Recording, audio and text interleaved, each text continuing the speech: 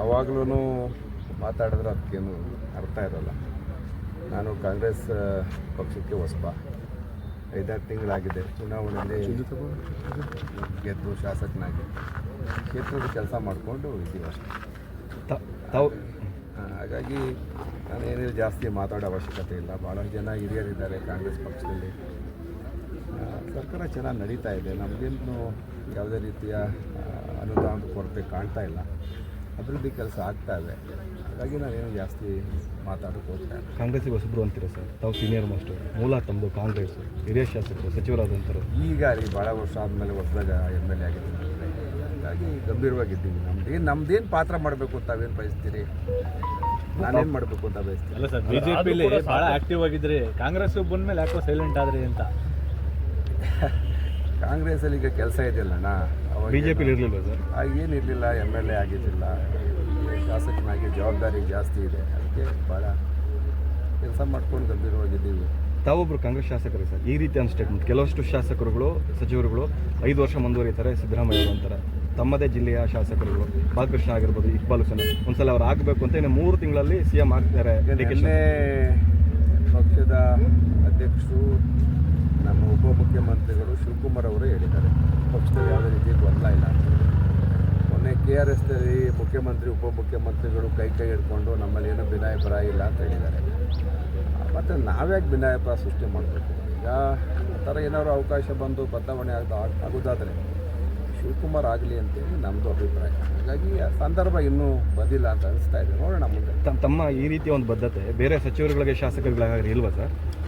ಯಾಕಪ್ಪ ಇಲ್ಲ ಅಂತೇಳಿ ನೀವು ಕೇಳ್ತಾ ಇದ್ದೀರಾ ಪ್ರಶ್ನೆ, ನಾನು ಉತ್ತರ ಕೊಡ್ತಾ ಇದ್ದೀನಿ. ಅಲ್ಲಲ್ಲ ಅಂದರೆ ನಾನು ಭಾಳ ದಿವಸದಿಂದ ಅದಕ್ಕೆ ಏನು ಮಾತಾಡ್ತಾ ಇಲ್ಲ. ನಾನು ಏನು ಕಾಂಟ್ರವರ್ಸಿ ಮಾಡಬೇಡಿ.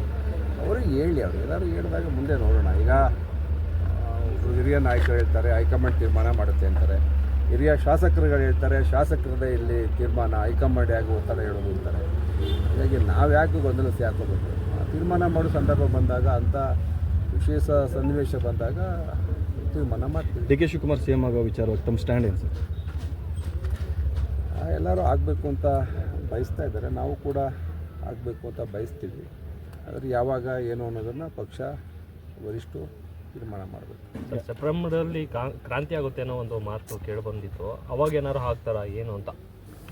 ಎಲ್ಲ ಆಗ್ತಾರೆ, ಯಾವಾಗ ಆಗ್ತಾರೆ ಅಂತ ನಾನು ಹೆಂಗೆ ಹೇಳಿ, ನೋಡೋಣ. ಸರ್, ಅಭಿವೃದ್ಧಿ ವಿಚಾರವಾಗಿ ಸರ್ ತಮ್ಮದೇ ಶಾಸಕರು, ಕಾಂಗ್ರೆಸ್ ಪಕ್ಷದ ಶಾಸಕರು ಅಸಮಾಧಾನ ಹೊರಬಾಗ್ತಾ ಇಲ್ಲ ಅಣ್ಣ, ಈಗ ನಮಗೇನು ಆ ಥರ ಏನು ತೊಂದರೆ ಇಲ್ಲ.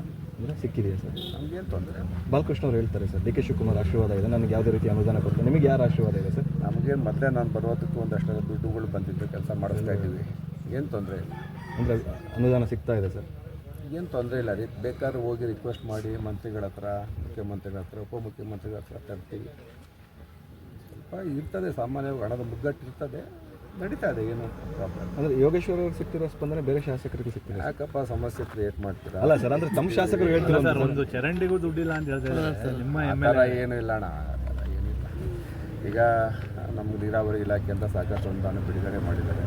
ಶಿವಕುಮಾರ್ ಅವರು ವಿಶೇಷವಾಗಿ ಈ ತಾಲೂಕಲ್ಲಿ ನೀರಾವರಿಗೆ ಉಳಿದಂಥ ಕಾಮಗಾರಿ ಕೆಲಸ ಮಾಡಲಿಕ್ಕೆ ಅನುದಾನ ಕೊಟ್ಟಿದ್ದಾರೆ. ಏನು ನನಗೇನು ಆ ಥರ ಅನ್ನಿಸ್ತಾ ಇಲ್ಲ. ಹಾಗೇನಾದರೂ ಮುಂದೊಂದು ದಿನಗಳಲ್ಲಿ ವರಿಷ್ಠರು ತೀರ್ಮಾನ ಮಾಡ್ತಾರೆ. ಅದಕ್ಕೆ ನಾವು ಅವತ್ತು ರಿಯಾಕ್ಟ್ ಕೊಡೋದು ತುಂಬ ಅರ್ಲಿ ಅಂತ ಅನ್ನಿಸ್ತಾ ಇಪ್ಪ ನನಗೆ. ಸರ್, ಅಂದರೆ ಸೀನಿಯರ್ ಇದೆ ಸರ್, ಮತ್ತು ಆ ರೀತಿ ಸ್ಟೇಟ್ಮೆಂಟ್ ಕೊಡುವಂಥದ್ದು ಯಾಕೆ ಸರ್? ಪಕ್ಷಕ್ಕೆ ಏನಾರು ಡ್ಯಾಮೇಜ್ ಮಾಡೋದಕ್ಕೆ ಅಥವಾ ಏನು ಸರ್? ಯಾವ ರೀತಿ ಅನಾಲಿಸ್ ಯಾಕೆ ಸಮಯ ಡ್ಯಾಮೇಜ್ ಮಾಡ್ತಾ ಇದೆಯಾ ನೀನು? ಅವ್ರನ್ನೇ ಕೇಳ್ಕೋಬೇಕು ನೀವು. ದಯವಿಟ್ಟು ನಾನು ಬಿಟ್ಬಿಡಿ, ಬನ್ನಿ ಈಗ ಕೆಲಸ ಮಾಡುವ ಕಾಮಗಾರಿಗಳ